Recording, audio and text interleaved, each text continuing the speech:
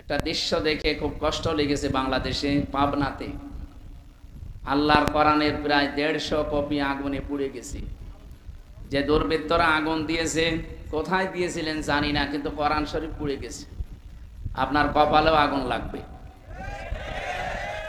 আশা করছি তওবা করে ফিরে আসবেন। যদি হঠকারিতা করেন আপনি জাহান্নামী, এটা লিখে নিতে পারেন। আল কোরআন ও হুজ্জাতুল লাকা ওয়া আলাইকা। কোরআন কারো পক্ষে সাক্ষী হবে অথবা বিপক্ষে সাক্ষী হবে। আমরা কোরআনের পক্ষে সাক্ষী চাই না বিপক্ষে? বলেন বলেন। পক্ষে যদি সাক্ষী নিতে চান, কিয়ামতের দিন দুইটা বিষয় সুপারিশ করবে আল্লাহর সামনে দাঁড়িয়ে, কোরআন শরীফ আর সিয়াম। দুইটার সুপারিশই আল্লাহ কবুল করবে। কিন্তু সুপারিশ পাওয়ার যোগ্যতা তো আপনার থাকা লাগবে। কথা বলেন না কেন? আমি আকিস গ্রুপে ছিলাম খতিব হিসাবে। ওনারা, আপনারা জানেন, বাংলাদেশে বড় কোম্পানির ভেতরে একটা বিভিন্ন সময় সার্কুলার দেয়। অনেক ভক্তবৃন্দ আছে বলে, হুজুর আপনি শুধু একটু বলিয়ে দেবেন, আপনি মালিকের সাথে থাকেন, শুধু একটু বলিয়ে দেবেন, আমার কাজ হয়ে যাবে। তা আমি বলে দেব আর হয়ে যাবে মানে আপনার যোগ্যতা থাকা লাগবে না? তারা অন্তত অনার্স মাস্টার্স অথবা ডিগ্রি পাস ছাড়া নেবে না, আর আপনি ম্যাট্রিক ফেল করে বসে আছেন। আমি না, আমার বাপ বললেও নেবে? বলে আপনার তো যোগ্যতাই নেই, আমি কি দেখে আল্লাহ আপনার সামনে আপনাকে দাঁড় করাবো? রব্বুল আলামিন বলেন, ইয়াউমাইযিন লা তানফাউ শাফাআতু ইল্লা মান আযিনা লাহুর রহমানু ওয়া রাদিয়া লাহু কওলা।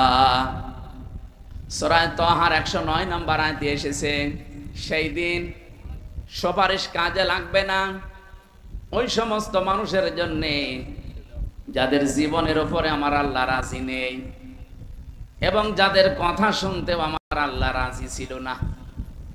আপনার জন্য যদি নবী পর্যন্ত কিয়ামতের দিন আল্লাহর দরবারে দাঁড়িয়ে বলে যে একে মাফ করে দেন, কোরআনও যদি বলে, সিয়ামও যদি বলে, হবে না যতক্ষণ পর্যন্ত আপনার প্র্যাকটিক্যাল লাইফের উপরে আল্লাহ রাজি না হবেন। কি কিছু বুঝলেন? আমি আমার 33 বছর বয়সের দিকে তাকিয়ে ভাবা লাগবে, আমি যা করেছি আমার উপরে আল্লাহ রাজি আছে কিনা জিজ্ঞাসা করা লাগবে না? কি করা লাগবে না? আমি তো নিজেরটা হালকা হিসাব করলেই বসিয়েছি, আমি যাব কোথায়? আমার নিজেরটা যেমন আমি এখন হালকা বুঝেছি, আপনারটা আপনি বোঝেন না। নিজের দিকে তাকিয়ে বলেন তো, আপনি কি আসলে মাপ পাওয়ার মতো যোগ্যতায় আছেন? 2 নাম্বারটা তো আরো কঠিন, রাদিয়াল্লাহু কাওলা।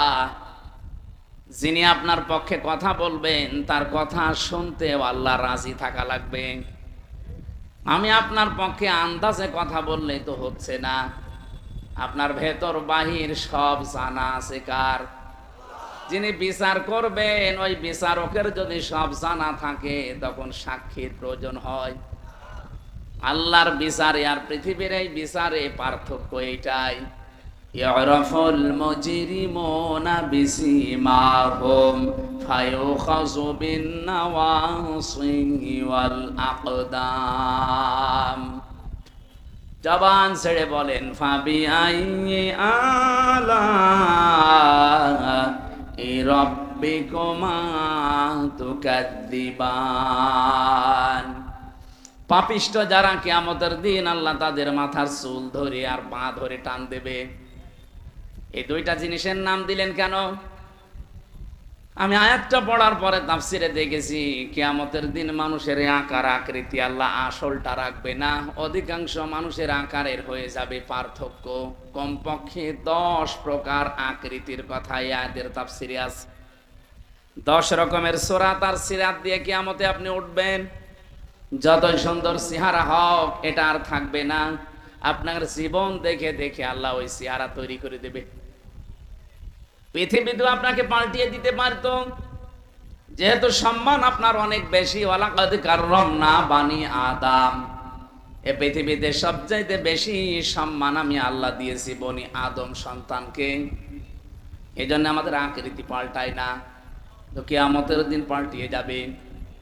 কারো আকৃতি হবে শূকরের মতো, কারো হবে কুকুরের মতো, কারো হবে সর্পের মতো, কারো শিয়ালের মতো।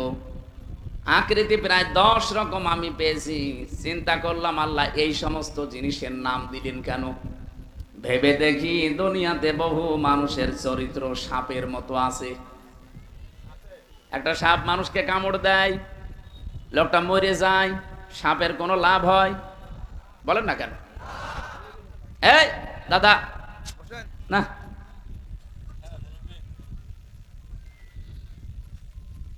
পৃথিবীতে বহু মানুষ এমন আমরা দেখি শুধু মানুষের ক্ষতি করে বেড়ায়, নিজের সেরকম লাভ হয় না।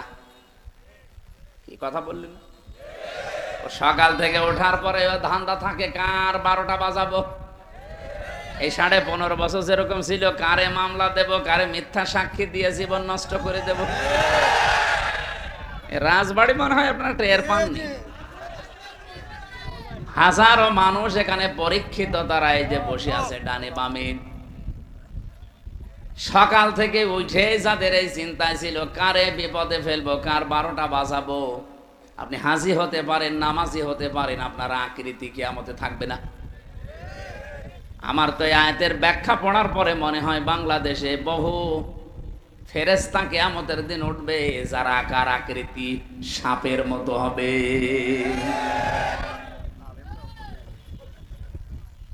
কিছু মানুষের আকার হবে কুকুরের মতো। কুকুরের কাজ কি? আপনি 2টা কুকুরকে খাবার দেবেন পাশাপাশি, একটাকে চা দিয়েছেন, ও সারা দিন খেলেও শেষ হবে না, এরপরও দেখবেন পাশেরটায় হামলা দেয়। এই স্বভাব দেশে ছিল না? বলেন। আমাদের কুষ্টিয়ার হানিফ সাহেব, পরে আল্লাহ যাই দিয়েছিলেন ও যদি মরণ পর্যন্ত খেত শেষ হতো না।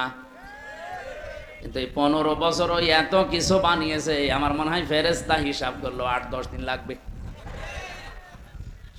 আপনি খুলনা, বাগেরহাট, সাতক্ষীরা এই 3টা জেলায় যে দেখেন, আমার মনে হয় প্রায় অর্ধেকই তার ছিল। চালাকি করতে গিয়ে ধরা খেয়ে গেছে সে আর তার ভাই। নিজেদের নামে জমি জায়গাগুলো, এই ফ্ল্যাটগুলো কিনেছে বিভিন্ন আত্মীয় স্বজনের নামে, তাদের নামে রেজিস্ট্রি করেছে। আল্লাহর ইশারা ওরা যেই পালিয়েছে, এখন বলছে আমরা আর দেব না। আপনি কি করলেন চালাকি করে? দুদুকে যেন ধরতে না পারে, যেন নিজের নামে করেনি, করেছে কোন ফুফুতো ভাইয়ের শালার মেয়ের নামে। অত দূরের আত্মীয়, সে এখন ফেরত দেবে? সে বলছে এটা বাবা শাহজালাল, সব হালাল, হালাল করে দিয়েছে। অথচ এইটা না করে আপনার যা ছিল সম্পদ, এতটুকুর ওপর সন্তুষ্ট থেকে বাকি যা বাজেট পেয়েছিলেন, এগুলো যদি জনগণের ভেতরে আপনি বিতরণ করতে পারতেন, আল্লাহর কসম সারা বাংলাদেশ তছনছ হয়ে গেলেও আপনার ঘরে কেউ হাত দিত না। আজকে আমি ফজরের নামাজ কুষ্টিয়ায় পড়ার পরে নদীর ধারে একটু হাঁটছিলাম, 7-8 জন লোক এসেছে। এই কথা বল, মান কিছু দেখা লাগবে না, কথা শুনেন। ওনাদের কাছে একটু জরিপ চাইলাম যে ভাই, এখন যদি হানিফ সাহেব হঠাৎ করে আপনার সামনে এসে পড়ে, আপনি কি বলবেন? বলছে কে বলবো মানে ওই শালারে? দরকার নেই, মানে টান শুনে বুঝলাম যে পিটিয়ে মেরে ফেলবে। ঠিক হয়নি আপনাদের। যা ছিল ওইগুলোই যদি নিজেরা খাওয়া দাওয়া করতেন, শেষ করতে পারতেন না। যা করলেন 15.5 বছর, মনে করেছিলেন যে 41 সাল। কিসের 41? আপনার 41 ঘন্টা, 41 মিনিট, 41 সেকেন্ডের গ্যারান্টি আছে? আর আপনি কি টার্গেট নিয়েছিলেন আন্দাজে? এই জন্য আমাদের চরিত্র এরকম যেন কারো না হয়, যা আছে এইটাই তো আমি শেষ করে যেতে পারি না, এরপরও কেন আমি মানুষেরটায় হামলা দেব? কিন্তু আমার আফসোস হয়, আগস্টের 5 তারিখের পরে অনেক মানুষের চরিত্র এরকম কুকুরের মতো হয়ে গিয়েছে। আপনি অন্যটায় হামলা দিতে যান কোন কারণে? হযরতে আবু যর রাদিয়াল্লাহু তাআলা আনহু থেকে বর্ণিত, বিশ্ব নবী বলেন, মানিদ্দা মা লাইসা লাহু ফালাইসা মিন্না ওয়ালিয়াতাবাওয়া মাকআদাহু মিনান নার। মুসলিম শরীফের হাদিস। যে জিনিস তোমার না ওই জিনিস যদি নিজের দখলে রেখে দাও, ওই দিন থেকে তুমি আমার দলভুক্ত আর নেই। এখানে আলেম যারা আছেন বলেন তো, ফা এই শব্দটা বালাগাত মান থেকে 19টা অর্থে আসে। আমি নিজে বালাগাত মান থেকে এত বেশি পড়েছিলাম, একেবারে আমার মনে হয় কোরআন শরীফের মতো মুখস্থ ঠুটস্থ হয়ে আছে। কোন অক্ষর কোন কায়দায় ব্যবহার হবে আমার একেবারে ঠুটস্থ আছে। এই ফাটা নবীজি দেওয়ার কারণ হচ্ছে, আগে বর্ণিত কোনো দোষ যদি কেউ করে থাকে, পরের শাস্তি তার জীবনে মাস্ট বি আসবে। তাহলে আগের শাস্তি কি? আগের কাজটা কি? মা লাইসা লাহু, যে জিনিসের মালিক আপনি না, ওই জিনিস যদি আপনি জোর করে নিজের দখলে নিয়ে নেন, প্রথম শাস্তি হচ্ছে ফালাইসা মিন্না, আপনি নবীর উম্মত আর নেই। বলেন তো বাংলাদেশে কত মানুষ নবীর উম্মত থেকে বের হয়ে গেছে? যারা গিয়েছেন এখন যদি তারা বলেন হুজুর আমার বাবা মরে গেছে, জানাজা পড়িয়ে দেন, কবরে দেন, এটা মিথ্যা কথা হবে না? আপনার বাবা তো নবীর উম্মতই নেই। এক কথা বলে না কেন? আমি তো বিসমিল্লাহি ওয়া আলা মিল্লাতি রাসূলিল্লাহ বলে আপনার বাবাকে কবরে দেব কি করে মিথ্যা বলে? আল্লাহর নামেও আপনার বাবা ছিল না, রাসূলুল্লাহর দলেও ছিল না, তা আমি মিথ্যা কথা বললে আল্লাহ মেনে নেবে? আরো জোরে বলেন। এই জন্য এই ভণ্ডামিগুলো বাদ দেওয়া লাগবে। কিছু মানুষের বিশ্বাসী হয়ে গেছে, যা করে করি, মরে গেলে যদি 10টা গরু আমার নামে জবাই হয়, আমার জান্নাত ঠেকায় কে? মনে আছে জান্নাত ওর বাবা, ওই গরু জবাই করবে আর দিয়ে দেবে। বিশ্বনবীর আপন চাচা হযরতে আবু তালিব, এই হযরত বলে ফেললাম, এই লোকটা সম্মানিত মানুষ। এই আবু তালিব লোকটা যেদিন মারা যাবে, নবীজি নিজে তার মাথার কাছে বসলেন, বুখারী শরীফের হাদিস। ডাক দিয়ে বললেন, ইয়া আম্মি আবি তালিব, লা ইলাহা ইল্লাল্লাহ হাজ্জুল লাকা ইনদাল্লাহি ইয়াউমাল কিয়ামা। হে চাচা, জোরে বলা লাগবে না, শুধু আস্তে করে আমার কানের কাছে মুখ নিয়ে বলেন লা ইলাহা ইল্লাল্লাহ মুহাম্মাদুর রাসূলুল্লাহ বলার দরকার নেই, কারণ ওটা যে আমি নিজে আমি সাক্ষী দিয়ে দেব। কিন্তু আল্লাহর একাত্মবাদের শিক্ষা স্বীকৃতি আপনি একটু দেন, জোরে দেবেন না, শুধু আমার কানের কাছে মুখ নিয়ে বলেন, আমি শুনলেই হবে। কিয়ামতের দিন আমি আপনার গামছা দিয়ে টেনে নিয়ে আল্লাহর দরবার থেকে জান্নাতে দিয়ে আসবো। পাশে দাঁড়িয়েছিল আবু জেহেল আর আবু লাহাব, আবু সুফিয়ান। ডাক দিয়ে বলছে, নেতা পড়বা, সারা জীবন বাপদাদার ধর্ম অনুসরণ করলে এখন ভাতিজার এই নতুন ধর্ম অনুসরণ করে কলঙ্কিত হবা। মানুষ তোমারে কা পুরুষ বলবে, ভীরু বলবে, তোমার নামে বদনাম বের করবে যে ও মরার আগে বাপদাদার ধর্ম ছেড়ে দিল। আবু তালিব ওই দিন ডাক দিয়ে বলেছে, ভাতিজা মুহাম্মদ, আমি তোমাকে ভালোবাসি, কিন্তু এই কালেমাটা পড়তে পারলাম না, আমারে মাফ করে দিও। বলেন তো মাফ করার মালিক কে? বলেন বলেন। সঙ্গে সঙ্গে নবীজির মন খারাপ হয়ে গেল।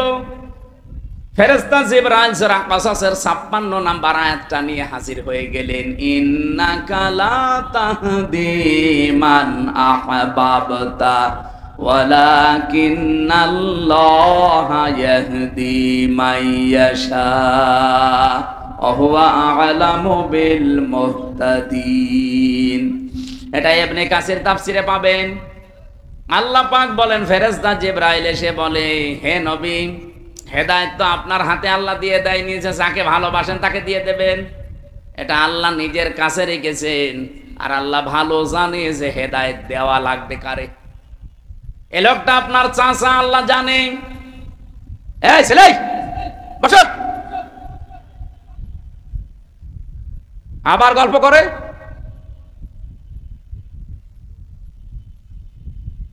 এই লোকটা সারা জীবন বাড়িতে নিয়ে আপনাকে লালন পালন করিয়েছে, খাওয়িয়েছে, আমি দেখেছি। আপনি যে বারবার তাকে বললেন কালেমাটা পড়ো, জোরেও বলা লাগবে না, কানের কাছে মুখ নিয়ে বলো, তাও লোকটা পড়ে নাই। এই জন্য আমি আল্লাহ তাকে মাফও করি নাই। এরপরেও নবীজি আবু তালিবের কবরের পাশে দাঁড়িয়ে হাত তুলে মোনাজাতে বলেছিলেন, আল্লাহ চাচা আবু তালিবকে মাফ করে দাও। সঙ্গে সঙ্গে জিবরাইল এসে বলে, হে নবী হাত নামান। কার জন্য হাত তুলেছেন?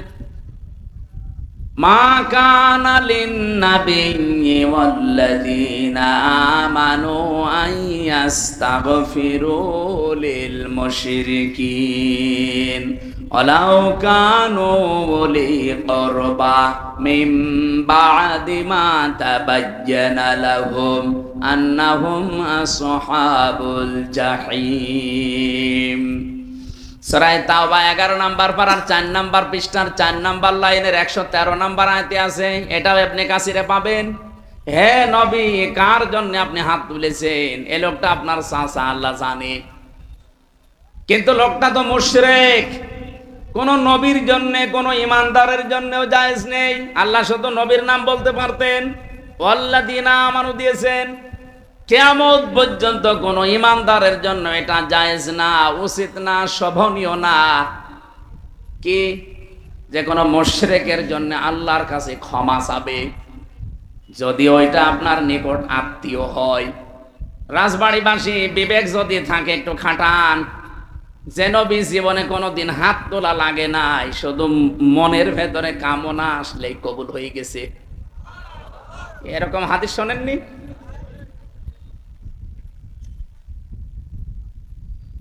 আসরের নামাজের সময় তিনি নামাজ আদায় করছিলেন বাইতুল মুকাদ্দাসের দিকে।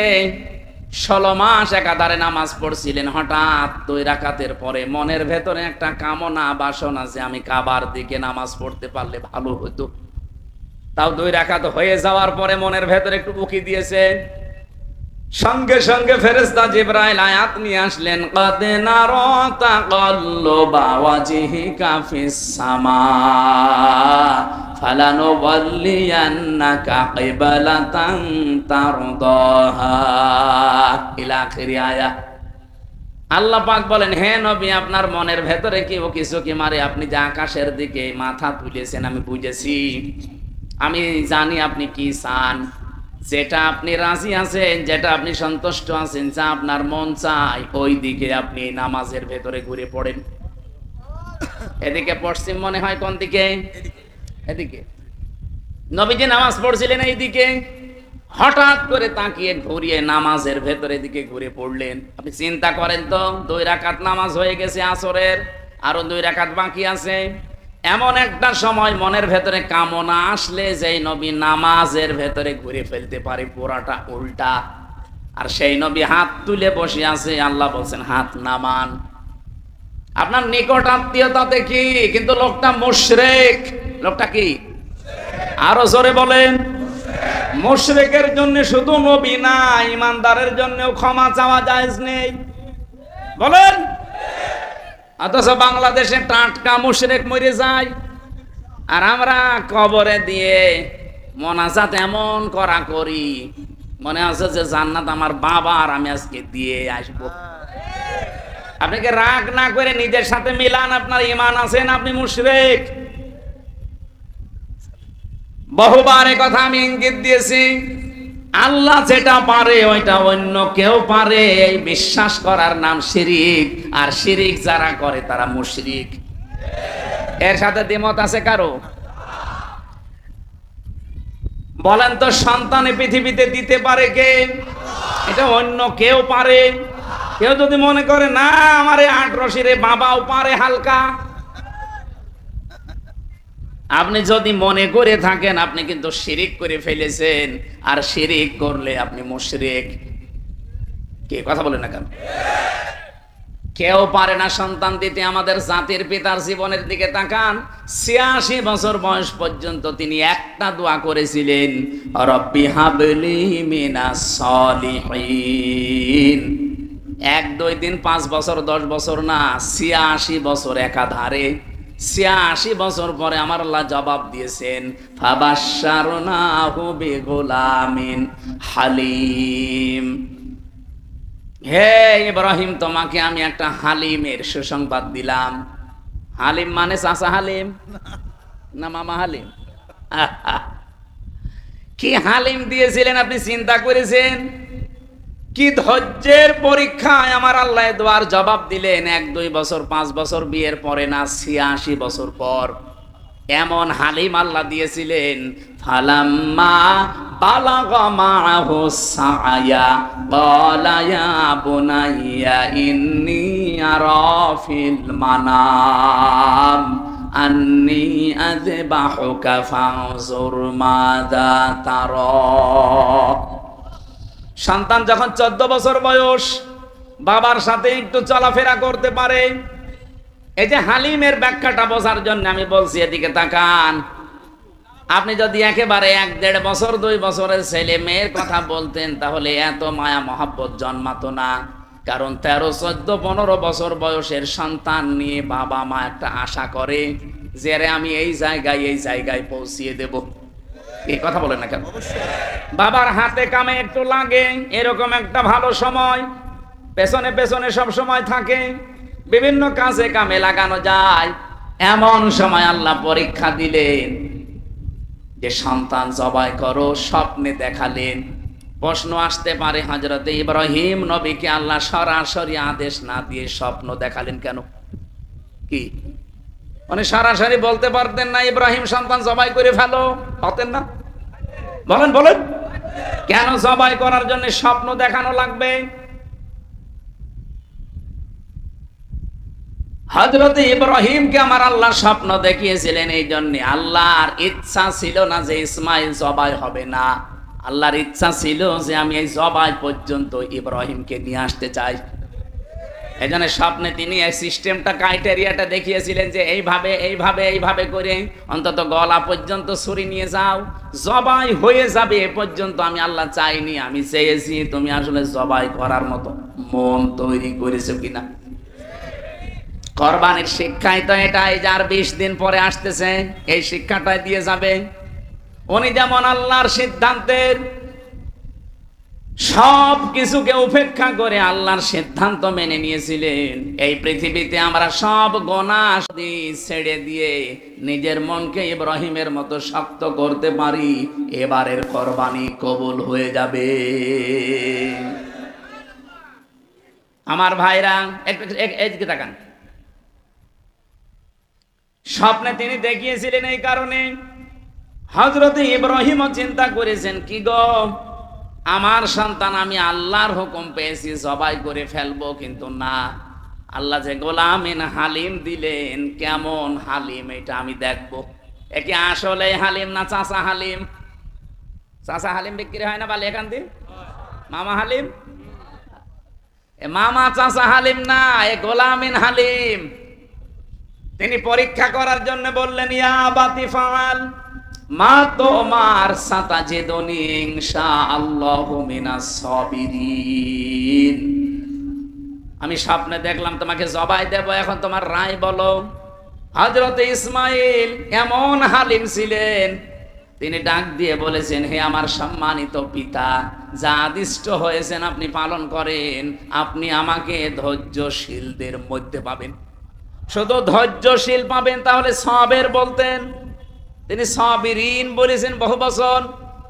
তাফসিরে ফি জিলালিল কোরআন সাইয়্যিদ কুতুব লিখেছেন, তিনি সাবিরিন বললেন কেন?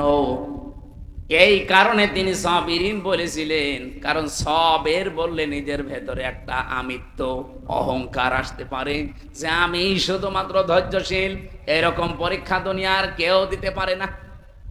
তিনি সাবিরিন বহু বছর লাগিয়ে বাবাকে জানিয়ে দিলেন, বাবা আমি নিজেকে অহংকার মুক্ত করে বলছি, আমার মতো বহু ইসমাইল দুনিয়ায় আছে, তারাও ধৈর্যের পরীক্ষা দিয়েছে, আমি তাদের ভেতরে একজন, আমার কোনো অহংকার নেই। এতটুকু মানুষ মাত্র 14 বছর বয়স, নিজেকে অহংকার মুক্ত করার জন্য কি সাবধানে কথা বলছেন। আর আমরা অহংকার আছে না নেই? যে যখন চেয়ারে থাকে সে তখন গিয়ারে থাকে। এই যে আমি চেয়ারে আছি, আমি কিন্তু গিয়ারে আছি। হাই সাহেব চেয়ারে আছে, উনিও এখন গিয়ারে আছে। শওকত সাহেব এখন চেয়ারে আছে, উনিও গিয়ারে আছে। মনে করছে চেয়ার থেকে আর নামা লাগবে না। অথচ আমরা যখনই চেয়ারে বসেছি, চেয়ার আমাদেরকে জানিয়েছে হামজা বেশিক্ষণ না, 1-1.5 ঘন্টা। এই কথা বলছে না কেন? এরপরে কিছুক্ষণ পরে তাহাজ্জুদের নামাজ শুরু হবে, এরপরে ফজরের নামাজ আরো গুরুত্বপূর্ণ। সুতরাং সারা রাত না, চেয়ারের মেয়াদ মাত্র 1.5 ঘন্টা। পৃথিবীর কোন চেয়ার কারো জন্য স্থায়ী না, শুধু একটা চেয়ার। অসিআ কুরসিয়ুহু সামাওয়াতি ওয়াল আরদ ইলা আখির আয়া। আল্লাহ পাক বলেন আসমান জমিন পরিব্যাপ্ত একটা চেয়ার আছে, ওই চেয়ারের মালিক কে? ওইটার কোনো পরিবর্তন নেই। তাছাড়া দুনিয়ায় যত দামি চেয়ার হোক, যত বড় চেয়ার হোক, চেয়ারে যারা বসবে এ কথা মনে করে যেন বসে যে আমার নামা লাগবে। চেয়ার মানে যে চেয়ারের কথা বলছি। অনেকে মনে করছে না এখন যারা উপদেষ্টা আছে ওই চেয়ার, ও চেয়ার কি নামবে? ওরা নামার জন্য বসেছে। দেখেন নাকি চেয়ারের গরম, যে যখন চেয়ার পেয়েছে সেই তখন পাল্টিয়ে গেছে। চেয়ারের গরমে কি বলতে যে কি বলে নিজেও টের পাচ্ছে না। এই যে মাহফুজ আলমের দিকে তাকান, চেয়ারে থাকার আগে আপনি দেখেছেন সে চেয়ারে থাকার আগে মানুষের কাছে টাকা ভিক্ষা করে পর্যন্ত খাবার খেয়েছে, মানুষের মেসে থেকে খাবার খেয়েছে, নিজের টাকা ছিল না বাবার। অথচ সে চেয়ারে পেয়ে এমন গিয়ারে আছে, শুধুমাত্র গিয়ারেই নেই, কোথায় সে 71, কোথায় 47, কোথায় 52, ওগুলো টানতেছে। কেন তুমি 24 আনতে পারো না? এক কথা বলেন না কেন? আপনি 71 সাল তুলে আনতেছেন আমার সামনে, আমি 71-এর কি বুঝি? আমার এখন 33 বছর, 92 সালে আমার জন্ম। 71-এ তো আমার বাবা কেবল মায়ের পেটে এসেছিল। আপনি কেন 71 টান দেন? 71-71-এর চেতনা নিয়ে টান দিয়ে দিয়ে তো হাসিনা মরেছে। আমি একটা জরিপ পেয়েছিলাম, নাকি এসব বলা ঠিক হবে না? বলেন মানে কি? আপনি না বললে আমি বলবো, আমার কপালে যা আছে। যা আজকে এটা পাচ্ছিলাম আমি আসার সময়,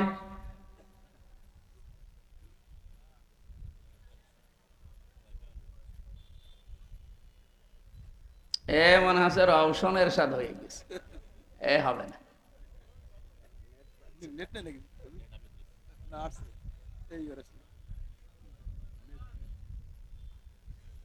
কানেকশন করে সুবহানাল্লাহ ওয়ালহামদুলিল্লাহ লা ইলাহা ইল্লাল্লাহ, সুবহানাল্লাহ আলহামদুলিল্লাহ লা ইলাহা ইল্লাল্লাহ, লা ইলাহা ইল্লাল্লাহ মুহাম্মাদুর রাসূলুল্লাহ।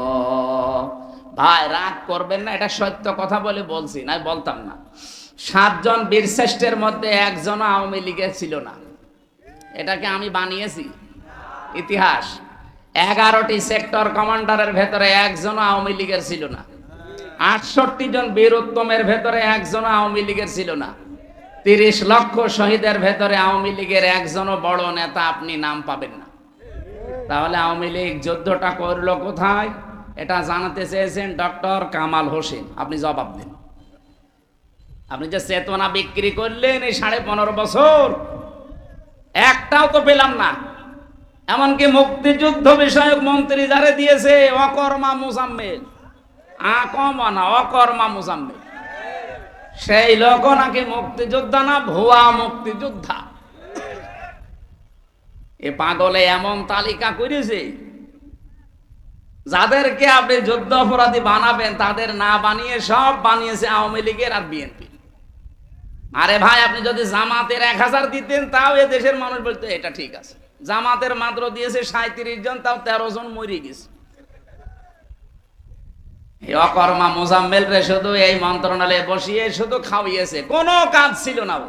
কোন কারণে ওরে বসিয়েছিল আল্লাহ জানে, আর যে পালিয়েছে ও জানে। আমার কথা শোনেন, বাস্তবতা কিন্তু এইটাই। চেয়ারে থাকলে আপনি গিয়ারে থাকতে পারেন না। পৃথিবীর কোন চেয়ার যেহেতু স্থায়ী না, ইসমাইল নবী এইটার ইঙ্গিত দিয়েছিলেন সবিরিন বলে।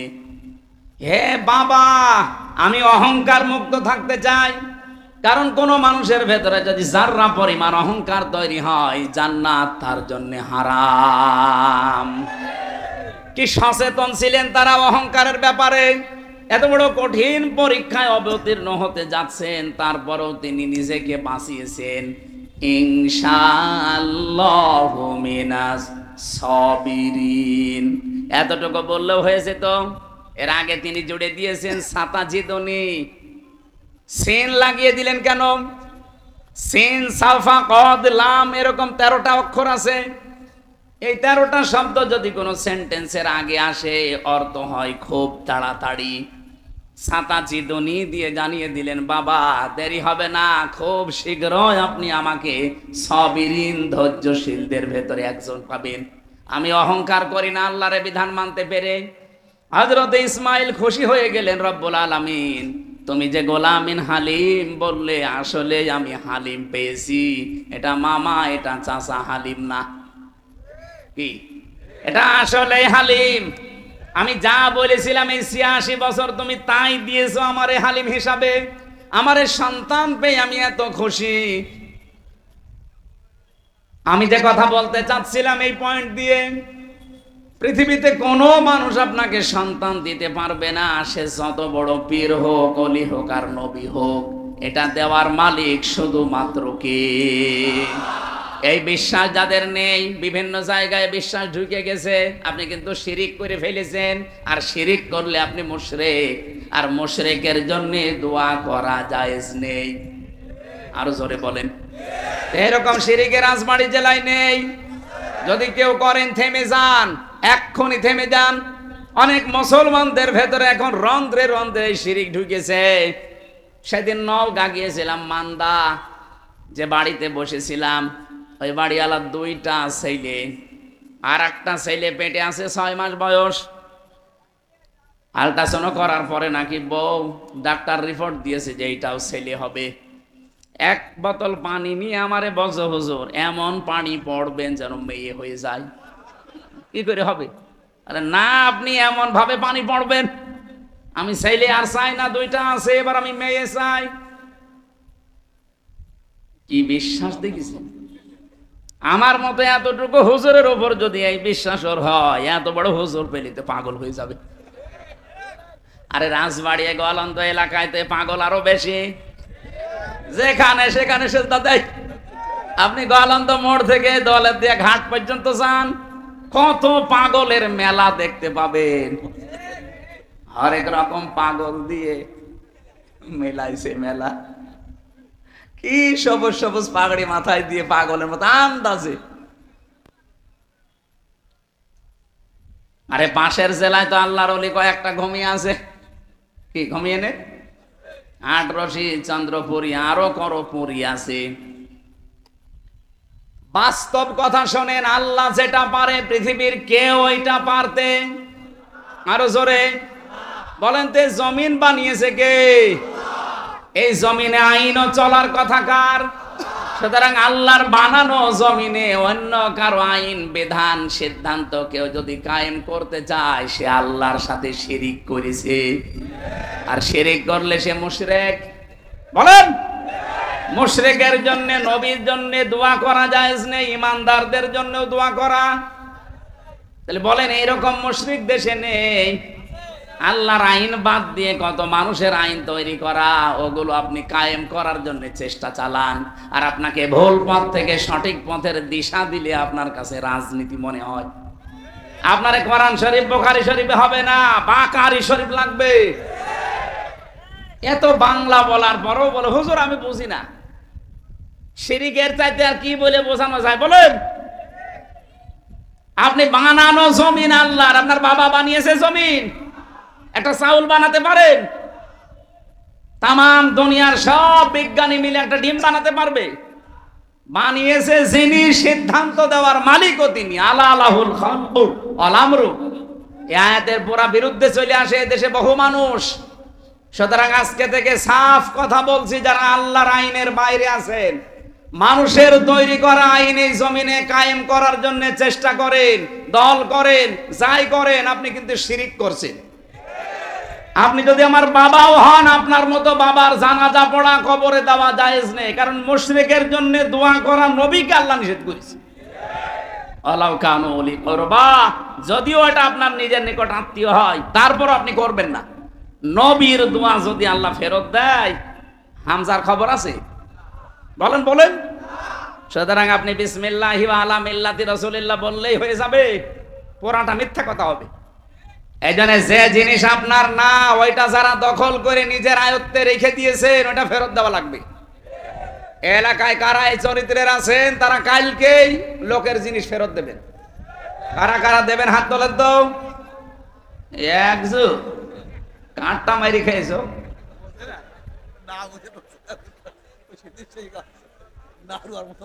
দুই নাম্বারে বললেন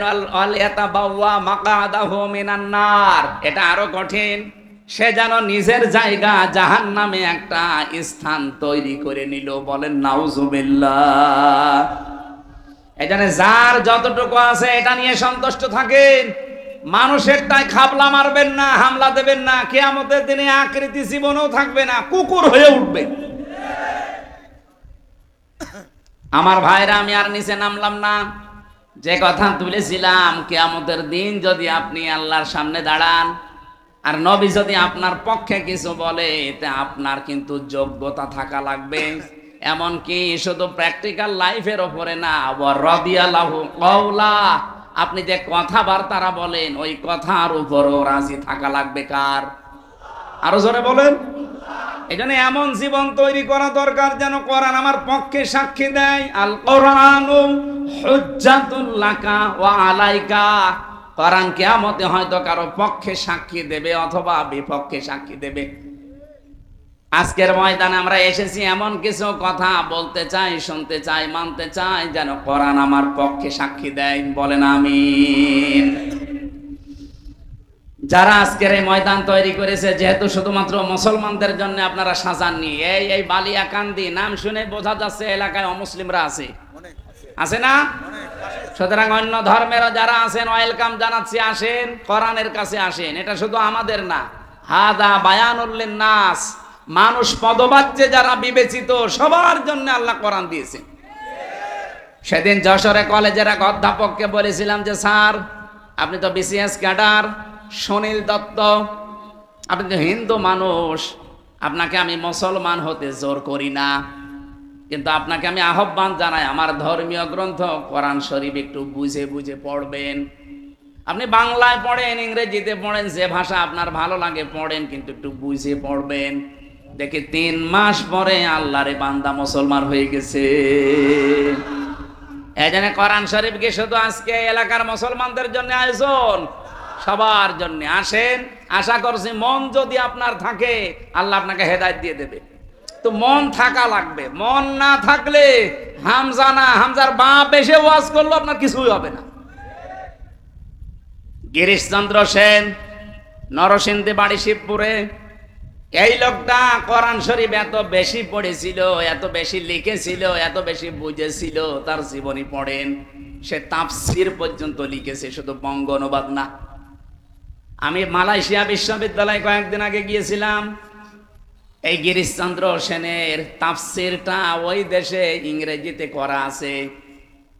যে লোকটা তাফসীর লিখেছে, আপনি চিন্তা করেন, আলেমদের বলেন এক একটা শব্দের একাধিক অর্থ জানা লাগবে, শব্দ ভাঙার যোগ্যতা থাকা লাগবে। উসুলে তাফসীরের মূল নীতি প্রায় 13টা থেকে 15টা। এই 15টা মূল নীতি তার জানা লাগবে, না তো তাফসীর করতে পারবেন না। একটা শব্দের যদি একটা অর্থ জেনে তাফসীর করতে যান, ভুল করে ফেলবেন। একাধিক অর্থ আপনার আয়ত্তে থাকা লাগবে। যে এই শব্দটা যেখানে অ্যাপ্রোপ্রিয়েট হয়, যেখানে খাটে, যে জায়গায় সেট হয়, ওই জায়গায় স্থান কাল পাত্র ভেদে আপনাকে সেট করা লাগবে। এই যে দরবা মানে মারা, দরবা মানে বলেন বলেন, দরবা মানে সফর করা, দরবা মানে দৃষ্টান্ত দেওয়া, 33টা অর্থ আছে এই শব্দটার। এখন আপনি যদি শুধুমাত্র দরবা মানে মারা জানেন, আপনি মারা অর্থ লিখে দিলেন, ওখানে হবে দৃষ্টান্ত দেওয়া, আকাশ পাতাল হয়ে যাবে অর্থ। কথা বলেন না কেন? এমনকি শব্দটা উচ্চারণ করার সময়ও যদি আপনার সঠিক উচ্চারণ না হয় তাহলে অর্থ আকাশ পাতাল হয়ে যায়। ইযা জাআ নাসরুল্লাহি ওয়াল ফাত, যখন আল্লাহর সাহায্য আসবে আপনি তখন বিজয় দেখতে পাবেন। কিন্তু এখন যদি আপনি নুন সাদ র নাসরকে নাসারা বলেন, নুন সিন র, ইযা জাআ নাসরুল্লাহি ওয়াল ফাত, যখন আসবে ঈগল পাখি তখন আপনি বিজয় পাবেন। কোথায় নুন সাদ র নাসর মানে সাহায্য, আর নুন সিন র নাসর মানে ঈগল পাখি। আকাশ পাতাল পাল্টিয়ে যায়নি? শুধু অক্ষর পাল্টিয়ে গেলে যদি এত পরিবর্তন হয়, তাহলে কোন শব্দের অর্থ যদি আপনি পাল্টিয়ে ফেলেন কি হতে পারে আপনার বলেন? অথচ এই হিন্দু বেটা পড়া কোরআন শরীফের কত কত বার পড়তে পারে আপনি বলেন? এখানে আব্দুল হাই সাহেব সহ যত আলেম আছে, আমি অন্তত গ্যারান্টি দিতে পারি একজন আলেমও হাত তুলে বলতে পারবে না যে পড়া কোরআন শরীফের প্রতিটি শব্দের অর্থ আমার জানা আছে। পারবে না। আমি পড়েছিলাম পড়াটা, কিন্তু আমার মনে নেই, আমার আবার স্টাডি করা লাগবে, দেখা লাগবে।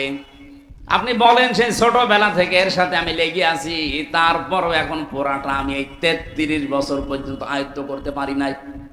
অথচ হিন্দু মানুষ কি পড়া পড়েছিল, কি বোঝা বুঝেছিল, কি লিখা লিখেছিল, পড়া কোরআন শরীফ তার আয়ত্তে আছে, তাফসির যেহেতু লিখেছে, কিন্তু লোকটার মন ছিল না, এজন্য হেদায়েত পায়নি। মারা যাওয়ার পরে জানাজাও দেয়নি, কবরেও দেয়নি, পুড়িয়ে ফেলেছে। কথা বলেন না কেন? আজকের এই ময়দানে যদি আপনার মন না থাকেন, আপনি যে ধর্মের লোকই হন, মানুষ তো আপনি, মন যদি আপনার না থাকে, একদিনের ওয়াজে তাফসিরে না, কিয়ামত পর্যন্ত গ্রামে যদি তাফসির হয়েও যায় আপনার কিছুই হবে না, ওই গিরিশচন্দ্র সেনের মতো। এই জন্য মন আগে তৈরি করেন। হ্যাঁ, কোরআনের সেই ক্ষমতা আছে আপনাকে হেদায়েত দিতে পারে, পারে না? বলেন বলেন। আল্লাহর কোরআন যে আপনাকে হেদায়েত দিতে পারে সে ক্ষমতা আছে। কোথায় পাবেন আপনি? যালিকাল কিতাবু লা রাইবা ফীহ। এই যে কিতাবের আগে আলিফ লাম দিয়ে নির্দিষ্ট করে দেওয়া, এখানে বোঝাতে চেয়েছে এই আলিফ লাম দিয়ে পৃথিবীতে একটাই মাত্র কিতাব যার ভেতরে ভুল নেই, সন্দেহ নেই এবং হেদায়েত দেওয়ার একচ্ছত্র মালিকানা কোরআনকে আল্লাহ দিয়েছে। কোরআন পারে আপনাকে হেদায়েত দিতে, কিন্তু দেবে না। এই যে সূর্যটার কাজ হচ্ছে আলো দেওয়া, সূর্যের আলো দুনিয়ায় সবাই পায় না? পায় না। অন্ধ আলো পাবে। এখন দোষ কি সূর্যের না ওর চোখের? আরো জোরে বলেন। পৃথিবীতে একটা খাবার আছে যে খাবারকে তরল, তারপরও সেটাকে ড্রিঙ্ক বলা হয় না। Milk is an ideal drink, বলে না আইডিয়াল ফুড। আইডিয়াল ফুড আপনি ড্রিঙ্ক বললে অর্থ মেলাতে পারবেন না, যদিও এটা তরল। যতক্ষণ পর্যন্ত দুধ ঘি না হবে, মাখন না হবে, যতক্ষণ ওটা জমাট না বাঁধবে, দই না হবে, ততক্ষণ তো ওরে তরল থাকলে তো ড্রিঙ্ক বলা যায়। তো বিজ্ঞান 12,500 খাবারের উপরে গবেষণা চালিয়েছে, এই একমাত্র দুধকে তারা জানিয়েছে এটা হচ্ছে আদর্শ খাবার, আদর্শ পানি না। ওনারা ব্যাখ্যা দিয়েছেন কেন জানেন? তাম পৃথিবীতে যত খাবার আছে, আপনার যদি ক্ষুধা লাগে খাবার খাবেন, ক্ষুধা মিটে যাবে, কিন্তু পিপাসা মিটবে না। একমাত্র যদি আপনি পানি পান করেন পিপাসা মিটে যাবে, কিন্তু ক্ষুধা মিটবে না। ক্ষুধার জন্য খাবার মাস্ট বি লাগবে। পানির কাজ পানি করবে, খাবারের কাজ খাবার। তো একটাই মাত্র খাবার দুনিয়াতে আল্লাহ পাঠিয়েছে যেটা খেলে ক্ষুধাও মিটে যায়, পিপাসাও মিটে যায়, তার নাম দুধ। এখন দুধ ভালো জিনিস না খারাপ জিনিস? আরো জোরে বলেন। একে সবার জন্য ভালো না। আমাশার রোগী যে ওর জন্য ভালো, ওরে আপনি দুধ দেবেন, ও সারাদিন টয়লেটে বসে থাকবে। 1 দুধ তো ভালো, সবার জন্য ভালো না। কোরআন শরীফও ভালো, এখানে সবার জন্য ভালো না। আপনার মন যদি না থাকে আপনার জন্য ভালো হবে না। কোরআন সবাইকে হেদায়েত দিতে পারে, সে ক্ষমতা কোরআনের আছে। সূর্য যেমন সবাইকে আলো দিতে পারে, সে ক্ষমতা সূর্যের আছে। কিন্তু যার চোখ খারাপ, এ দোষ সূর্যের না, এ দোষ তার চোখের। কথা বলেন ঠিক কিনা? পেট ভালো না যার, তার যেমন দুধে কাজ হয় না। আজকের মাহফিল যেহেতু মানুষের জন্য, সব মানুষের কাজ হবে না, কাজ হবে শুধুমাত্র মনওয়ালা মানুষের। এই জন্য আজকে এখনই মন তৈরি করেন যে আজকে যা বলবে এখন থেকে এটা আমার জন্যে। আপনি অন্যদিকে টেনে নিয়ে যাবেন না, বলবেন আমার জন্যে। আমরা সেই নিয়ত নিয়ে এই কথা বলতে চাই, ইনশা। আরো জোরে বলেন ইনশা। সূরা আলে ইমরানের 104 এবং 105 দুইটা আয়াত পড়েছি। আমার এই মাথার ভেতরে এই দুইটা আয়াত সম্পর্কে যত কথা আছে, আমার তো মনে হয় যদি কিয়ামত পর্যন্ত আল্লাহ হায়াত আমাকে দেয়, কিয়ামত এসে যাবে, আয়াতের কথা শেষ হবে না। এত কথা আয়াতের ভেতর থেকে আমি নিজে নিজে বের করেছি, কোরআন থেকে, তাফসির থেকে, একেবারে অথেন্টিক ভাবে আপনাকে আমি জানাচ্ছি। মন দিয়ে কান খাড়া করে শুনবেন, আগে জবান ছেড়ে দিয়ে কোরআনের আয়াতটা একটু পড়েন। আউযু বিল্লাহি মিনাশ শাইতানির রাজিম, বিসমিল্লাহির রহমানির রহিম।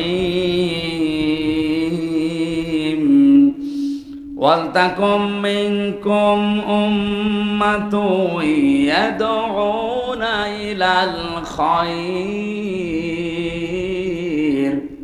ওয়া ইয়া'মুরুনা বিল মা'রুফি ওয়া ইয়ানহাউনা আনিল মুনকার ওয়া উলাইকা হুমুল মুফলিহুন। খুব ভালো করে শুনবেন। এখন 10 মিনিট শোনেন, এই 10 মিনিটই কাজ হবে। কোন সূরা জানো? আলে ইমরান। বলেন বলেন। এই এখানে নড়াচড়া করা যাবে না। 104 নাম্বার আয়াত, 200টা আয়াত আছে, 20টা রুকু আছে, মাত্র একটা আয়াত আমরা পড়লাম। আল্লাহ তাআলা গ্যারান্টি দিচ্ছেন, নরমালে বলতে পারতেন, গ্যারান্টি দিয়েছেন ওয়ালতাকুম মিনকুম উম্মাতুন, অবশ্যই তোমাদের মধ্যে একটা দল থাকতেই হবে। এই যারা আজ বলেন যে আমি নামাজ পড়ি, রোজা রাখি, হজ করে এসেছি, আমার বউ পর্দায় থাকে, ওসব দলদারির ভেতরে আমি নেই, ও ঝামেলায় আমি যাব কেন? আমি কি নামাজ পড়ি না? আল্লাহ বলেন অবশ্যই তোমাদের ভেতরে একটা দল থাকতেই হবে।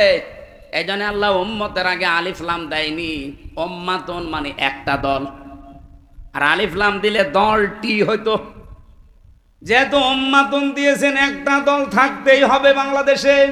আমরা যারা নবীর উম্মত দাবি করি, তাদের ভেতরে কি করবে তারা? ইয়াদউনা ইলাল খায়র, তারা ভালো কাজে মানুষকে ডাকবে, কল্যাণের দিকে। এখন ভালো কাজ, কল্যাণের কাজ কোনটা? তামাম দুনিয়ায় যত ভালো কাজ আছে, এটা বলবে আমির হামজা না আল্লাহ? বলেন না কেন? আরো জোরে বলেন। আল্লাহ যদি বলে যে এটা ভালো কাজ, আমি যদি কোরআন থেকে বের করতে পারি, আপনি মানবেন তো? কারা কারা মানবেন হাত তোলেন তো। আন্দাজ হাত তুলবেন না, এখানে ঝামেলা আছে। দেখেন তো হাত তোলেনি কে? দেখেন দেখেন। ওই যে এক লোক হাত না তুলে বসে আছে, আমি জানিও মানবে না। তোলেন, হ্যাঁ তোলেন। সবুজ জামা তোলেন। আমার শওকত ভাই তুলেছে, হাত তুলে আবার নামিয়ে ফেলিস। ঠিক আছে, অসুবিধা, আলহামদুলিল্লাহ। এবার ভালো করে শোনেন ভাই, আমি তো বানিয়ে বলবো, আলেমরা আছে না, এখানে সমস্যা কি? এবার আমি বললাম না ক্লাসের মেন টাইম চলছে, এটা একেবারে নড়াচড়া না, আপনার নিজের দিকেও তাকাবেন। ও রাজবাড়িবাসী একটু খেয়াল করেন, ভালো কাজ কোনটা, যেদিকে মানুষকে ডাকার কথা নির্দেশ দিলেন, ইয়াদউনা ইলাল খায়র। এখানে খায়রের আগে আলিফ লাম দিয়ে আল্লাহ নির্দিষ্ট করে দিয়েছেন কাজটা। কোরআন শরীফের ভেতরে আমি ভালো কাজ পেয়েছি 500। কয়টা? বলেন বলেন। এ 500 ভালো কাজের ভেতরে একটা ভালো কাজের জন্য আল্লাহ নির্দেশ দিলেন। এটার ব্যাখ্যা আপনি সূরা সফের 10 নাম্বার 11 নাম্বার আয়াতটা একটু খোলেন। ইয়া আইয়ুহাল্লাযীনা আমানু হাল আদুল্লুকুম আলা তিজারাতিন তুনজিকুম মিন আযাবিন আলীম। ওহে যারা ঈমানের দাবি করো, আমি কি এমন একটা ব্যবসার দিকে তোমাদের ইঙ্গিত দেব, দালালাত করব, বলে দেব, সন্ধান দেব, যে ব্যবসাটা করলে জাহান্নামের আগুনে যাওয়া লাগবে না, কঠিন যন্ত্রণাদায়ক আযাব থেকে তোমরা বেঁচে থাকতে পারবে? কি সেই ব্যবসা? মূলধন হিসাবে কয়েকটা জিনিস আমি ঘোষণা দিলাম। ব্যবসা করতে যেমন মূলধন লাগে, নাই তো ব্যবসা করা যায় না। আল্লাহ পাক বলেন যে জাহান্নামের আগুন থেকে বাঁচতে হলে ব্যবসা করা লাগে। এই ব্যবসার মূলধন 3টা। তো উমিনুনা বিল্লাহি ওয়া রাসূলিহি ওয়া তুজাহিদুনা ফি সাবিলিল্লাহ বিআমওয়ালিকুম ওয়া আনফুসিকুম যালিকুম খায়রুল লাকুম ইন কুনতুম তা'লামুন। আল্লাহর প্রতি যারা বিশ্বাস করেছে, রাসূলের উপরও বিশ্বাস করো।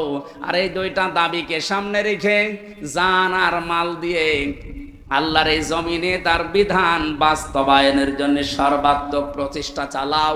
এইটাই ভালো কাজ। আল্লাহ এবার দিয়েছেন যালিকুম খায়রুল লাকুম। এবার আর খয়রের আগে আলিফ লাম নেই। ভালো কাজে একটা, ওই যে উম্মাতুন মানে যেমন একটা দল, এই খয়রুন মানে একটা ভালো কাজ। এইটাই ভালো কাজ। তাহলে ভালো কাজ কোনটা আপনি বুঝেছেন। জান আর মাল যতদিন আপনার সাথে আছে, এটা সর্বাত্মক ভাবে জমিনে আল্লাহর দিন কায়েমের জন্য আপনি একেবারে প্রচেষ্টা চালিয়ে যাবেন। কোন দিন পর্যন্ত? ওয়াবুদ রাব্বাকা হাত্তা ইয়াতিয়াকাল ইয়াকিন। যতদিন পর্যন্ত আপনার কাছে ইয়াকিন না আসে, মানে মরণ না আসে। তাহলে জীবনের শেষ দিন পর্যন্ত এই টার্গেটটা আপনি চালাবেন যে আল্লাহর এই জমিনে আমি আল্লাহর সিদ্ধান্ত বিধান কায়েম করবই। এইটা ভালো কাজ, আমি বানালাম এটা। বলেন বলেন। কাজের কথা ব্যাখ্যা করতে গেলে আপনার কাছে আমি খারাপ হয়ে যাই। আমার মনে হয় নবীজি যদি এখন এই ভালো কাজের ব্যাখ্যা দিত, এ রাজবাড়িতে বহু শয়তান এমন আছে নবীকেও গালি দিত। এই কথা বলেন না কেন? আমি কি বানিয়ে ব্যাখ্যা বলবো আপনার সামনে? 1500 বছর আগে এইভাবেই ব্যাখ্যা করা ছিল নবীর পক্ষ থেকে। যুগে যুগে সাহাবায়ে কেরাম যারা তাফসীর কারক তারা এইভাবেই লিখেছেন যে যালিকুম খায়রুল লাকুম, এইটাই ভালো কাজ। আমি আপনি না বুঝলে কি হবে? সাহাবীরা এই আয়াতের ব্যাখ্যা বুঝেছিল কি? হযরতে মুআয আর মুআবিসের দিকে তাকান। তারা মাত্র 11 বছর আর 13 বছরের ছেলে। তারা এটা যে ভালো কাজ, আল্লাহর জমিনে জিহাদ করা, দিন কায়েমের জন্য সর্বাত্মক চেষ্টা করা, এটা যে ভালো কাজ, বয়স হয়নি, মাপে যায় না, তারপরও তারা চেষ্টা চালিয়েছে। আর আমাদের বয়স হয়ে গেছে, মাপ হয়ে গেছে, পরিবেশ তৈরি হচ্ছে, এরপরও বলছে না, ও ঝামেলায় আমি নেই। ঝামেলা মনে করেন আপনি? এইটাই ভালো কাজ। এই ভালো কাজ এই জাতি যতদিন না বুঝবে ততদিন কপালে কাঙ্ক্ষিত শান্তি আসবে না। কারণ আমার হাকামা বিহি আদালা, যারা কোরআন দিয়ে বিচার ফায়সালা করে, তারা ন্যায় বিচার করে। যেহেতু 54 বছরে আমরা কোরআনের বিচার দেখি নাই। দেখেছেন? আরো জোরে বলেন না। কোরআনের বিচার যদি দেখতে পেতেন, আমি একটা হাদিস পড়ছিলাম, মান রা মিনকুম মুনকারান ফালিয়ুগাজ্জিরহু, না, মান ক্বারাআল কুরআনা ফাস্তাযহারাহু ফাহাল্লা হালালাহু ওয়া হাররামা হারামাহু আদখালাহুল্লাহুল জান্নাহ। নবীজি বলেন, যে ব্যক্তি কোরআন পড়ে আর কোরআনকে ইজহার করার জন্য চেষ্টা করে। ইজহার মানে,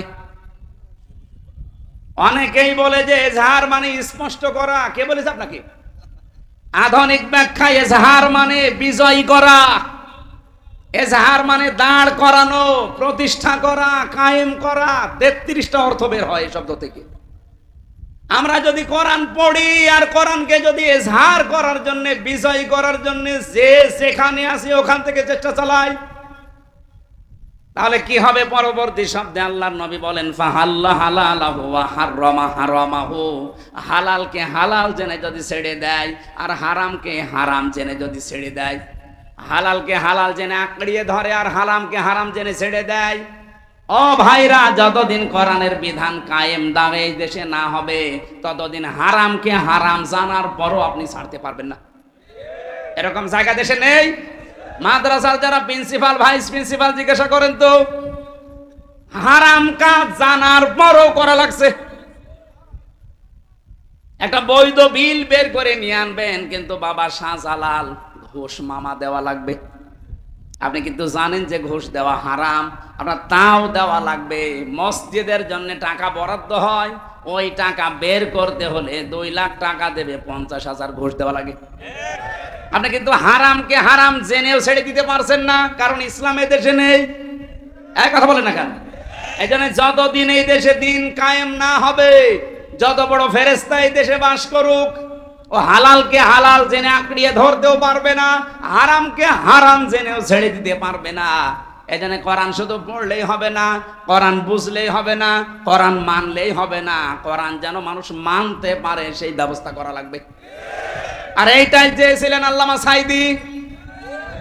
উনি যতদিন কোরআন পড়েছিলেন ওনার একটা শত্রু বাংলাদেশে ছিল না, যতদিন কোরআন বুঝেছিলেন শত্রু ছিল না, যতদিন কোরআন মানুষের কাছে বুঝিয়েছেন শত্রু ছিল না। কিন্তু যখনই বলেছে এটা আমি এদেশের মানুষকে মানাতে চাই, তখনই উনি হয়ে গেছে রাজাকার। বলেন এর আগে কথা বোঝা লাগবে ভাই।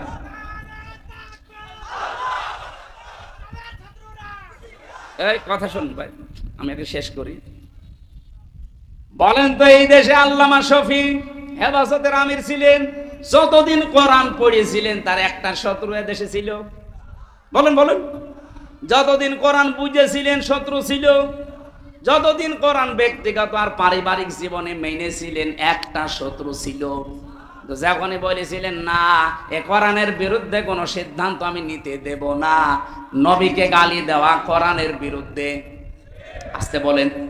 উনি যে 13টা দফা দিয়েছিলেন তার ভেতরে এটা দিল যে নবীকে গালি দিলে তার ফাঁসি দেওয়া লাগবে। এক কথা বলেন না কেন? সাতেমে রাসূল যারা আল্লাহর নবীকে যারা গালি দেয় এদের তাওবাও কবুল হয় না, সুতরাং ও তো জাহান্নামে যাবে, ওরে দুনিয়া থেকে আগে কতল করেন। এই আইন নিয়ে যখন তিনি সাপ্লাই গিয়েছে তখন নামই পাল্টিয়ে দিয়েছে। নাম পাল্টিয়ে কি দিয়েছে? তেতুল হুজুর। অনেকে তেতুল হুজুর ছিলেন। এদেশে বহু মানুষ আমরা আজ দেখি আমাদের নাম পাল্টিয়ে দেয় শুধুমাত্র একটা কারণে, হামজা যতদিন কোরআন শুদ্ধ করে পড়বে কেউ আমাকে কিচ্ছু বলবে না, যতদিন আমি নিজে বসবো আমার সমস্যা নেই। আরে ভাই, কোরআনে কারিমে 3টা শব্দ আমি পেয়েছি কোরআন পড়ার ব্যাপারে, করা, রতালা আর তালাওয়া। এই তালাওয়া শব্দের ব্যাখ্যা করতে গিয়ে আমি 4টা জিনিস পেয়েছি। আপনি একটু মিলান। 1 নম্বরে আপনাকে শুদ্ধ করে পড়া লাগবে, তাহলে তেলাওয়াত হবে। 2 নম্বরে ওটা বুঝতে হবে, তাহলে তেলাওয়াত হবে। 3 নম্বরে ওটা যতটুকু বুঝলেন আপনার ব্যক্তিগত আপনার পারিবারিক জীবনে যতদূর আয়ত্তে আছে মানা লাগবে, তাহলে তেলাওয়াত হবে। আর 4 নাম্বারটা শোনায় সোহাগা হবে, পরিপূর্ণ হবে তখন যখন আপনি মানুষকে মানানোর ব্যবস্থা করে দেবেন। আমরা তো এইটা চাচ্ছি যে আমি নিজে মানবো না, আমার দেশের মানুষের জন্য কোরআন মেনে একটা মিনি জান্নাতে থাকতে পারে। এই কথা বলে না কেন? আমরা এটা চাই না। এর বাইরে যদি কেউ কিছু চান তার পক্ষে আমার কথা নেই। আমরা চাই আমি কোরআন শুদ্ধ করে পড়বো, বুঝবো, মানবো এবং মানুষ যেন মানে ওই পরিবেশ তৈরি করে দেব। কোরআনের পরিবেশ যদি তৈরি হয়, হালালকে হালাল জানা মানা সহজ হবে, হারামকে হারাম জানা ছেড়ে দেওয়া সহজ হবে। হাদিসের শেষ কথা ছিল কি? আদখালাহুল্লাহুল জান্নাহ, আল্লাহ যেন তাকে জান্নাতে দিয়েছে না দেবে? না না, দেবে না। আদখালা মাঝে সিগা, এটা পাস্ট অতীতের শব্দ। নবীজি বলতে চেয়েছেন সত্যি যদি কোরআন বিষয় হয়ে যায় আর হালালকে হালাল জেনে যদি আঁকড়িয়ে ধরতে পারো, হারামকে হারাম জেনে যদি ছেড়ে দিতে পারো, আমি নবী গ্যারান্টি দিলাম সমাজটা, দেশটা এমন হবে যেন মনে হয় জান্নাতে আছো। আমরা সেটা চাই না। এইটা চাইতে গেলে আপনার কাছে রাজনীতি মনে হয়, আপনার কাছে ধর্ম ব্যবসা মনে হয়। আমার যদি ধর্ম ব্যবসা হয় তা আপনারটা কি? আপনি তো বাটপার। বলেন,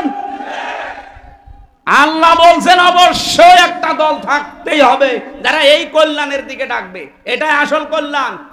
এই কল্যাণটা আমরা আজও এই দেশে পাইনি, পেয়েছি। এই কল্যাণটাকে ফেরেশতারা করে দিয়ে যাবে, আমাদের কিছু করা লাগবে না।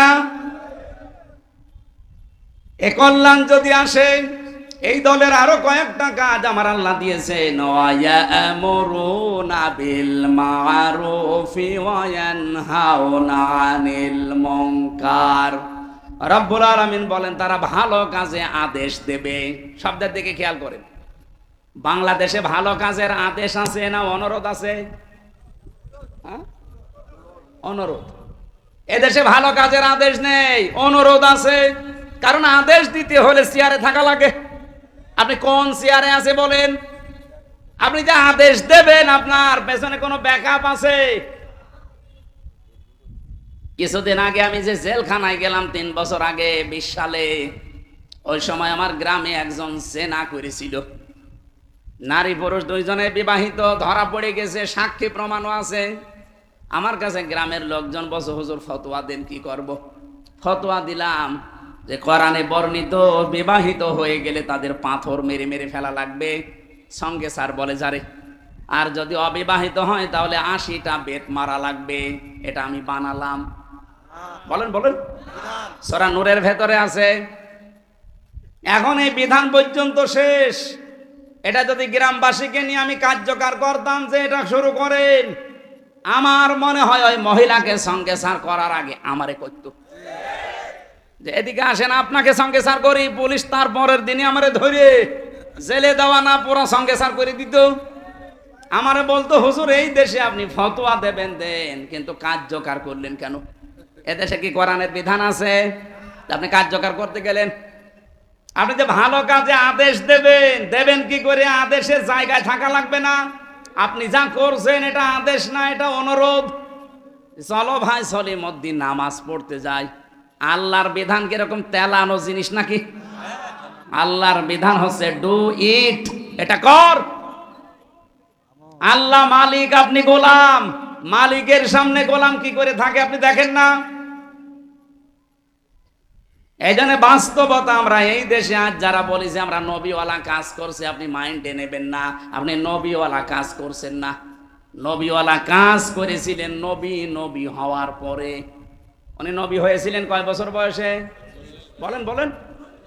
উনি এর আগে যে 1 থেকে 40, এ 40 বছরে কি ভালো কাজ করেননি? বলেন না কেন?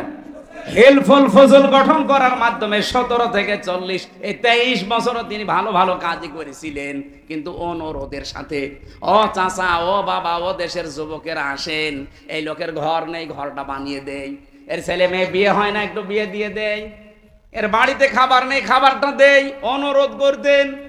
এই নবী যখন 40 বয়সে নবী হয়ে গেলেন, তখন হাতে নিয়ে আসলেন এই কোরআন। ইনি এখন আর বলেননি ও বাবা সলিমুদ্দিন চলো নামাজ পড়তে যাই। কি বলেছিলেন? আদেশ দিয়েছিলেন যে নামাজ পড়তে যদি মদিনাতে উনি রাষ্ট্র ক্ষমতা পাওয়ার পরে বললেন যারা নামাজ আজান শোনার পরে আসবে না, আমার তো মনে হয় তাদের বাড়ি ঘর আমি জ্বালিয়ে দেই। আর 2 নাম্বার, ওরা যদি নামাজ পড়তে না আসে ওদেরকে বেত্রাঘাত করো। ওই মক্কার মানুষগুলো চিন্তা করছিল কি সেই মোহাম্মদ যে এতদিন আমাদেরকে বলতো বাবা চাচা খালু আসো এই করি, আর এখন যে আদেশ দিচ্ছে, কারণ এখনো মোহাম্মদ আদেশের জায়গায় আছে। বলেন বলেন। এই দেশে তো দল একটা থাকতেই হবে, যেই দল সৎ কাজের আদেশ করবে। এখন সৎ কাজ কি? এই যে এখানে শব্দটা কি ছিল বলেন তো? কই এই যে মারুফ, মারুফের আগে আলিফ লাম আছে, এর আগে বা আছে।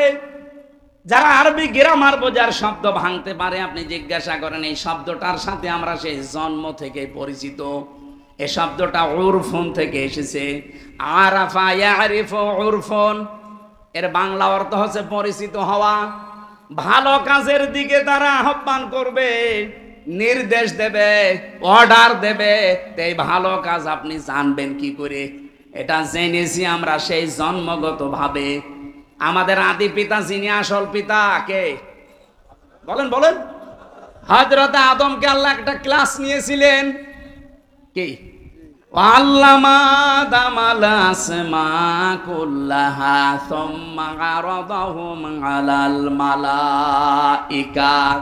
আল্লাহ পাক বলেন আমি আদমকে যত আসমা আছে সব শিখিয়েছি। আসমা মানে আমরা অধিকাংশ মানুষ এখানে আমার মনে হয় যারা আছে চিন্তাশীল যারা না, তারা বলবে এসএম এর বহু বচন আসমা। আসমা মানে নাম। আপনার কি একবারও চিন্তা আসে না যে এসএম মানে নাম, এর বহু বচন আসমা, নাম সমূহ?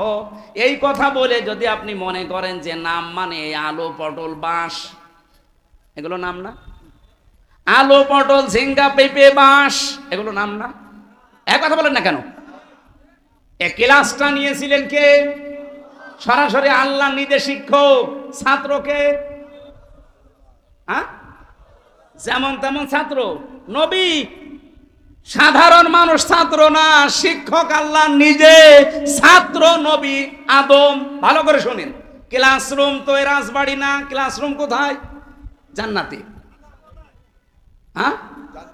জান্নাতে। কত বড় গুরুত্বপূর্ণ একটা ক্লাস, যে দুনিয়ার কোন জেলায় ক্লাস হচ্ছে না, ক্লাস হচ্ছে পুরা রাখে জান্নাতে। এত বড় ক্লাসরুম, এত দামি ক্লাসরুম দুনিয়ায় কোন ভার্সিটিতে পাবেন?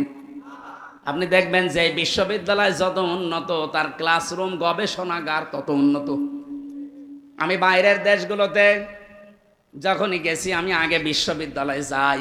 যে বিশ্ববিদ্যালয়ে গিয়েছি, যে মালয়েশিয়া, সিঙ্গাপুর, থাইল্যান্ড, এমনকি সৌদি আরবে, বাহরাইনে, আমি আগে যে ভার্সিটি দেখি যে এদের মান কি, 1000 বিশ্ববিদ্যালয়ের তালিকার ভেতরে বাংলাদেশের একটা বিশ্ববিদ্যালয় নেই। আপনি বলেন 1000-এর ভেতরে বাংলাদেশের একটা ভার্সিটিও নেই। কি তাদের লেখাপড়ার ওজন আর তাদের গবেষণার স্তর কোন জায়গায়? তারা গবেষণা করে অ্যাটম বোম বানায়, আর আমরা গবেষণা করে ঝগড়া বাঁধাই। এই যে পানি খাওয়া লাগবে একটা গ্লাসে, কোনদিন চিন্তা ভাবনা করে একটা গ্লাস বানাতে পেরেছে? আপনি কি বানান? আপনি জিকির বানান, তো জিকির কোরআন হাদিসে নেই। জিকির আপনি বানিয়েছেন। আপনি গবেষণা করে একটা সই বানান, এই সই দিয়ে কাপড় চোপড় সেলাই করে একটু লজ্জাস্থান ঢাকা যাবে। এক কথা বলেন না কেন? কি বানিয়েছেন আপনি বলেন? বাইরের দেশগুলোতে গেলে আমার এই প্রশ্ন করে যে আপনি কি বানিয়েছেন আপনার দেশে, বলেন সেটা। আমি বলি যে আমার দেশে আনা বানিয়েছে শুধু হাঁটুটু, একজনের পা চেপে ধরা, ওপরে উঠতে যায় পা চেপে ধরা। আর বানিয়েছি চোরের খনি। মালয়েশিয়া আন্তর্জাতিক বিশ্ববিদ্যালয়ে ঘুরছিলাম ভেতর দিয়ে, হঠাৎ দেখি একটা মোবাইল পড়ে আছে, ওখানে 120টা দেশের ছেলে মেয়েরা আছে। থাইল্যান্ডের একটা ছেলে ইংরেজিতে আমারে বলছে, ওস্তাদ বলে ডাকে, যে ওস্তাদ এই যে মোবাইলটা পড়ে আছে, এখানে যদি বাংলাদেশের আর ভারতের কোনো ছেলে মেয়ে না যায় তো কিয়ামত পর্যন্ত এই মোবাইল এখানে পড়ে থাকবে, কিন্তু ভারতের আর বাংলাদেশের যদি কেউ এর পাশ দিয়ে যায় গায়েব হয়ে যাবে। আপনি কি বানাচ্ছেন? আপনি চোর বানাচ্ছেন। 2004 সালের পর থেকে মালয়েশিয়া দাঁড়িয়ে গেছে, সিঙ্গাপুর দাঁড়িয়ে গেছে, আর 54 বছরে আমরা দাঁড়াতে পারি নাই। কারণ এত চোর থাকলে আপনি দাঁড়াবেন কি করে? বঙ্গবন্ধু বলেছিল আমার কম্বল চুরি হয়ে গেছে। না ভাই, হচ্ছে না। ওদের দেশে শুধু পাহাড়, সাগর আর বালি, মরুভূমি, পাথর, তাছাড়া কিচ্ছু নেই মালয়েশিয়া, অথচ তারা দাঁড়িয়ে গেছে। কি পরিষ্কার পরিচ্ছন্ন সিঙ্গাপুর। এ রাজবাড়ী জেলায় মাথা ও মাথা কয় কিলো হবে ভাই? 60 কিলো হবে না? 60-70 কিলো হবে মাথা ও মাথা। একটা জেলা, বাংলাদেশে এরকম জেলা আছে 64টা, তাও রাজবাড়ী মনে হয় ছোট জেলার ভেতর একটা। আর সিঙ্গাপুরে এই মাথা ও মাথা মাত্র 42 কিলোমিটার। বাংলাদেশের একটা জেলার পরিমাণও জায়গা নেই, অথচ বিশ্বে 257টা দেশের ভেতরে সিঙ্গাপুর এখন 10 নম্বরে আছে। কোথা থেকে কোথায় চলে গেছে, অথচ 24 বছর আগে, মাত্র 2004 সালে, 21 বছর আগে, 21 বছর আগে ওই মানুষগুলো মাছ ধরে খেত। জুলা বলে না, জুলা, ওই যে কি মাছ ধরে খায়, কি বলে, জেলে, জেলে ছিল, কারণ চারিদিকে সাগর আর এটা একটা দ্বীপের মতো। এই জেলেরা আজ কোথায় পৌঁছিয়েছে, টাকার মান কত, আর আমার এই চোরের কারণে। আমরা এই জন্যে মারুফ শব্দের ব্যাখ্যা বলছি ভাই। আদম নবী নিজে ক্লাস করছেন ছাত্র হয়ে, শিক্ষক এই সিরাজ ভাই না, শিক্ষক আব্দুল হাই না, শিক্ষক আমির হামজা না, শিক্ষক কে? আর জায়গাটাও রাজবাড়ি বালিয়াকান্দি না, জায়গা কোথায়? আপনার কি একবারও মনে এসেছে যে এত বড় একটা গুরুত্বপূর্ণ ক্লাসে, যেখানে আল্লাহ শিক্ষক, নবী একজন ছাত্র, জায়গা ক্লাসরুম জান্নাত? মালয়েশিয়া বিশ্ববিদ্যালয়ে, আমেরিকার বিশ্ববিদ্যালয়ে যদি এরকম উন্নত জায়গায় ক্লাস নেওয়া হয়, তা আল্লাহ জান্নাতে কি ক্লাস নিতে পারেন? আমাদেরকে সারা জীবন বলেছে যে আল্লাহ নাম শিখিয়ে দিয়েছে, আর আমরা বলি হ্যাঁ নাম মানে এই বেগুন, পটল, আলু, ঝাল, পেঁয়াজ, বাঁশ, এই জন্য বাঁশ দেয়। এসব জিনিস শেখানোর দরকার হয় না। ওখানে শিখিয়েছিলেন সমস্ত ন্যায় এবং অন্যায়ের যত মানদণ্ড আছে, সব মানদণ্ড এক ক্লাসে আল্লাহ শিখিয়েছিলেন। এই জন্য আদম নবীর সন্তান হিসাবে আমরা লেখাপড়া যদি কেউ নাও করি, তাও কোনটা ন্যায় কোনটা অন্যায় এটা আমরা অটোমেটিক জানি, কারণ এই ক্লাস করেছি আমরা আদম নবীর সাথে জান্নাতে। আদম নবীর সাথে জান্নাতে মানে ওয়াইজ আখাযা রাব্বুকা মিন বানি আদামা মিন যুহুরিহিম যুররিয়াতাহুম। স্মরণ করো ওই সময়ের কথা যখন আদম নবীর পৃষ্ঠদেশ থেকে তার সন্তানদেরকে আল্লাহ বের করেছিলেন। সেই সন্তানদের ভেতরে আমরা নেই? আরো জোরে বলেন। বাবা হিসাবে উনি ক্লাস করেছিলেন, সন্তান আমরা সবাই তার পিঠের ভেতরে ছিলাম। এই যে যুহুরিহিম, তার পিঠের ভেতরে আমরা ছিলাম। এই জন্য ওই ক্লাসে যত ভালো ভালো কাজ, যত মন্দ কাজ, সবাই এক ক্লাসে আল্লাহ আমাদেরকে শিখিয়ে দিয়েছেন। এই জন্য দেখবেন দুনিয়ায় আসার পরে কেউ যদি লেখাপড়া নাও করে, জ্ঞান অর্জন নাও করে, তাও কিন্তু জানে যে এটা ভালো এটা মন্দ, এটা তাকে জানিয়েছে কে? ও কোন দিন জেনেছে? ওই ক্লাসে। কোন দিন বলেন বলেন? ওই জান্নাতের ওই ক্লাসে আপনারা জেনে এসেছি। আল্লাহ সেই কথাটাই বলছেন, ওয়ায়ামুরুনা বিল মারুফ, তারা ভালো কাজে আদেশ দেবে। আর ভালো কাজে কতগুলো, ভালো কাজের ভেতরে 1 নাম্বার ভালো কাজটা আমি কিন্তু বলেছি না, বলি নাই? সুতরাং এই ভালো ভালো কাজ আপনাকে একটা একটা করে কোরআন থেকে বের করে আদেশ দেওয়া লাগবে। কোরআনে কারিমে আল্লাহ সূরা হজ ভালো কাজের তালিকা দিচ্ছেন। আল্লাযীনা ইম্মাক্কান্নাহুম ফিল আরদি আকামুস সালাতা ওয়া আতাবুজ যাকাত। আমি যদি ইমানদারকে রাষ্ট্রীয় ক্ষমতা দেই, তারা প্রথমে নামাজের বিল আনবে, 2 নম্বরে যাকাত ভিত্তিক অর্থনীতি কায়েম করবে। এই ভালো কাজগুলো সমাজে জারি নেই, আর আমরা আন্দাজে বগল বাজাচ্ছি আমি যে বিশাল ভালো কাজে আছি। কি কাজে আছেন আপনি? আজ 54 বছর হয়ে গেল এদেশে নামাজ কায়েম হয়নি, যাকাত ভিত্তিক অর্থনীতি আমরা দেখতে পাইনি, অথচ সুদ ভিত্তিক অর্থনীতি দেখেছি এবং চলছেও। এই কথা বলেন না কেন? সুদের সর্বনিম্ন গুনাহ হচ্ছে মায়ের সাথে জিনা করা, আর বড় গুনাহ হচ্ছে আল্লাহ এবং রাসূলের সাথে যুদ্ধ করা। এত বড় কঠিন কাজ এই দেশে চলছে, আর আমরা বলছি দুনিয়ার কোনো ঝামেলায় আমি নেই, আমি আছি লা ইলাহা ইল্লাল্লাহ, কাউকে কিছু বলবো না। আপনারা জিকির নেওয়ার জন্য আল্লাহ বসে আছে না? ভালো কাজ যেগুলো জেনে এসেছেন ওই ক্লাস থেকে, ওই ক্লাসের ভালো কাজ আপনিও জানেন আমিও জানি। আপনি প্রকাশ করছেন না, আমি প্রকাশ করে দিচ্ছি। মা বাবার সাথে ভালো আচরণ করাই ভালো কাজ না? এক কথা বলেন না কেন? দুঃখী মানুষের পাশে যাওয়া ভালো কাজ না? সবচাইতে ভালো কাজ পৃথিবীতে 7টা, এদিকে তাকান। এই পৃথিবীতে সবচাইতে বড় ভালো ভালো কাজ আমার আল্লাহ কোরআনে দিয়েছেন 7টা। নাকি শেষ করে দেব? এটা সূরা বালাদের ভেতরে পাবেন। আল্লাহ বলেন এই ভালো কাজে মানুষ যেতে চায় না। এদিকে তাকান। ফালাকতা হামাল আকাবাতা ওয়া মা আদরাকা মাল আকাবা। না, সে তো গিরিপথ পার করতে রাজি না। আপনি জানেন গিরিপথ কি, আকাবা কি জানেন? ফাক্কু রাকাবা, এটা হচ্ছে দাস মুক্ত করুন। কিসের দাস? মানুষ মানুষের গোলামি করবে, দাসত্ব করবে না, এটা হতে দেওয়া যায় না। মানুষের গোলামি থেকে, দাসত্ব থেকে যারা মুক্ত করতে চায়, এইটাই ভালো কাজ। বাংলাদেশে কে এই কাজ করে আপনি দেখেন না? আমরা চাই এই দেশে আল্লাহর জমিনে আল্লাহর আইন চলবে, আল্লাহর বানানো মানুষ আল্লাহর সিদ্ধান্তে চলবে। মানুষের তৈরি করা দাসত্ব আইন করবে কোন কারণে? মানুষের গোলামি করবে কোন কারণে?